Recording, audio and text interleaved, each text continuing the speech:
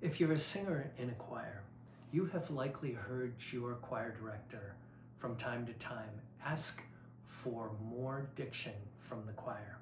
I know for me as a director of music, it was probably my most asked or requested comment to the choir. More diction. I can't understand you. My name is Steve Petrunak, and I'm a member of the board of directors for Clef. And I want to talk with you a little bit today about diction and how diction is so important to choral singing.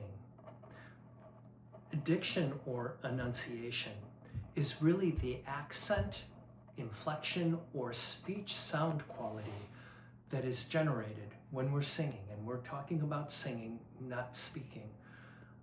And really when we're thinking about choral production, good vocal production in choral singing, there are two elements. The first element is good vowel formations. That's for another video. And the second element is good diction. The way that we treat consonants with those vowel forms within elongated phrases is super important to our assembly being able to hear and understand what is being sung and to join in and participate.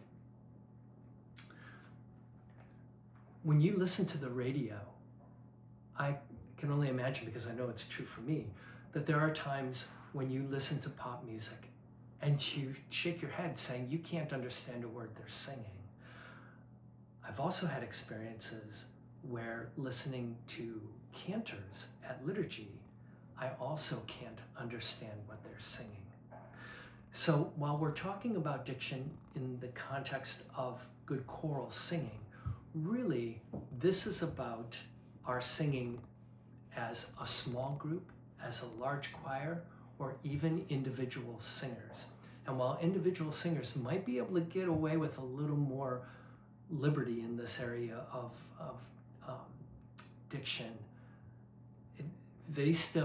cantors still have to be aware of the effects of good choral singing with good diction.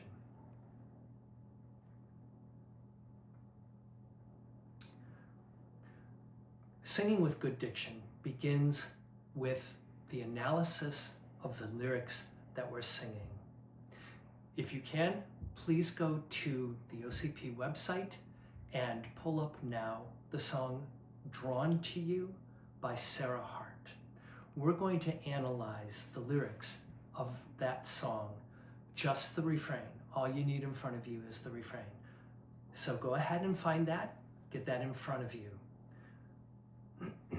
What we want to do is we want to take a look at the lyrics of this refrain and begin to look at it from the context of what we're going to need to do in the treatment of our consonants throughout this refrain. So here are the lyrics of the refrain. Drawn to you. Lord, we are drawn to you, to the beauty of your presence in this place. Here for you. God, we are here for you.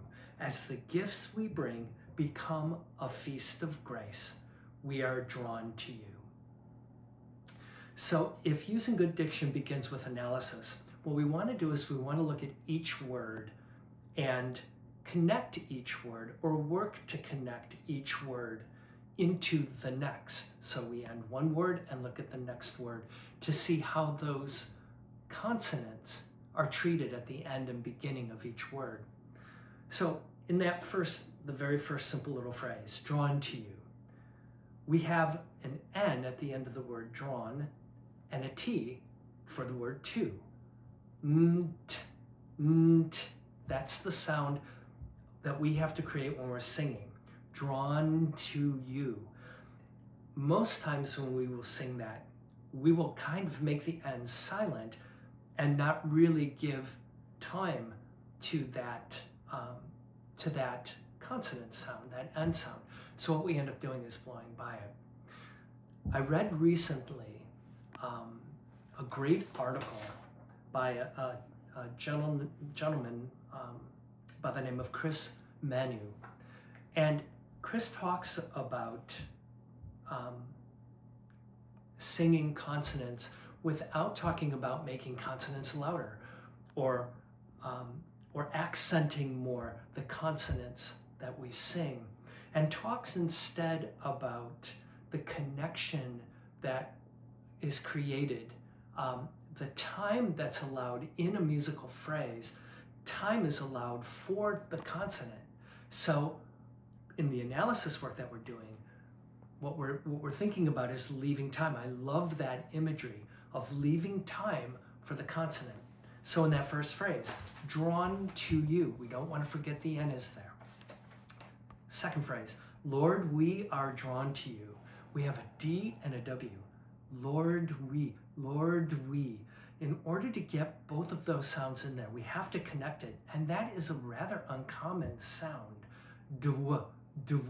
We don't use that a lot in our English language. So we have to bring some good energy to the connection of those two consonant sounds. In the third phrase, to the beauty of your presence in this place.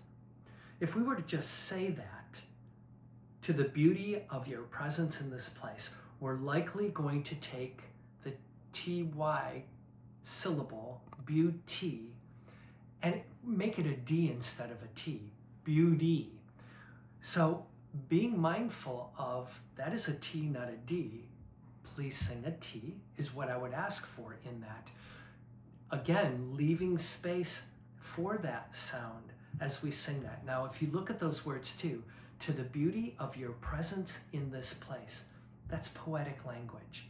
We have to make really sure that we connect all of the consonant sounds that are produced in that line so that we can really better understand it. Then we get to the next phrase, here for you. The next phrase, God, we are here for you. There's that DW, dwa sound again that we have to produce. But then look at the last phrase, or second to last phrase. As the gifts we bring become a feast of grace. Listen to all those S sounds. As gifts, and it's gifts. There's a T in there, along with an F, FTS. That's a lot of work to get that sound out. Feast of grace. Those S sounds, we have to be careful that we don't elongate them, but that we make them crisp and short. But there's another trick here when we're singing chorally and singing through a phrase, that we really start looking at the words we're singing in addition to or connected to the next word that comes. For example, feast of really becomes fee, stov. We take the ST and connect it to the OF. So we have feast of grace, grace. So there's a lot of work that goes into that particular phrase. Again, it's poetic language, but we have to really work hard to make sure that we're giving all the consonants the sounds they need. And then at the last phrase, we are drawn to you. So how do we deal with these consonants? Now, Chris Manu talks about creating space, leaving time and space for those consonants. The only pushback that I have on that is to say that, is it possible to over-enunciate? And I guess it is, but if I'm really honest, I can tell you that I have never, I don't have any memory of ever using that language to the choir in saying to them, you're over-enunciating, please ease up on that enunciation. So while we don't want overly percussive consonants, think more of just leaving room for those consonants and being aware of it. So how do we make this happen? Okay, remember, we're working with musical phrases here. So in a musical phrase, we have one breath and we have different notes for different times with the words being sung within that phrase. We're looking to connect, like I just spoke about, connect those words together, the consonant sounds, and to make sure we don't ignore any consonant sound and to make sure we give time for each of those consonant sounds. Let's look at the very simple first three word phrase. Drawn to you, drawn to you. Do you hear the N there? I'm working hard to make sure that there is an N there. Lord, we are drawn to you. Lord, we are drawn. Lord, we, do you hear the D to the W? Lord, we are drawn to you. Here's that third phrase. To the beauty of your presence in this place. Okay, what we're doing here is we're connecting all of these. Of your presence in. It's actually presence in, S-I-N, sin. So we connect these words. To the beauty of your presence in this place. Do you hear how those words are connected? We look at the next phrases. Here to you. God, we are here for you. I'm sorry, here for you, not here to you. Here's the last phrase. As the gifts we bring become a feast of grace. Do you hear how I'm treating these consonants?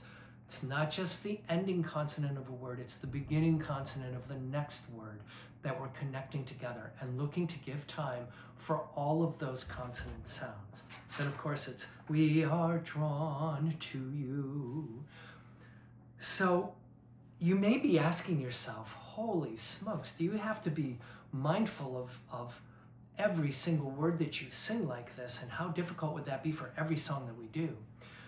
What you need to realize is that over time, when this kind of analysis into your lyrics and connecting and working to include time for every single consonant sound, when you start doing that, that becomes like written in your vocal production DNA.